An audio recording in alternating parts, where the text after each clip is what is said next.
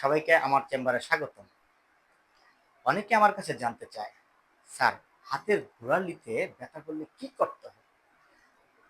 যারা দীর্ঘক্ষণ বিভিন্ন কাজকর্ম করেন, বিশেষ করে হাতের লেখালেখি, তারপরে এই হাত দিয়ে আপনার বিভিন্ন ধরনের খেলাধুলা করার পরে এই হাতের ব্যথা হয়।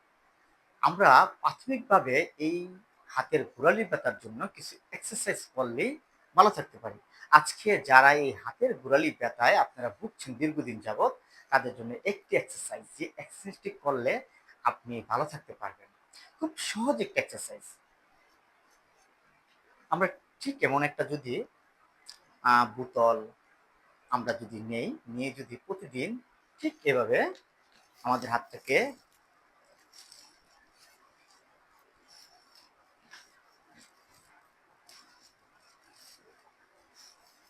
প্রতিদিন যদি 15 থেকে 20 বার আমরা 2 বেলা করতে পারি, সকাল এবং বিকাল, তাহলে আমাদের এই হাতের গোড়ালি ব্যথা আশা রাখি থাকবে না, আপনারা ভালো থাকতে পারেন। তারপরেও যদি হাতের গোড়ালির ব্যথা ভালো না হয়, মনে হচ্ছে আপনি তারপরে ব্যথা ফিল করছেন, অনুভব করছেন, তাহলে আপনি আপনার নিকটস্থ কোনো ফিজিওথেরাপি সেন্টারে যোগাযোগ করবেন।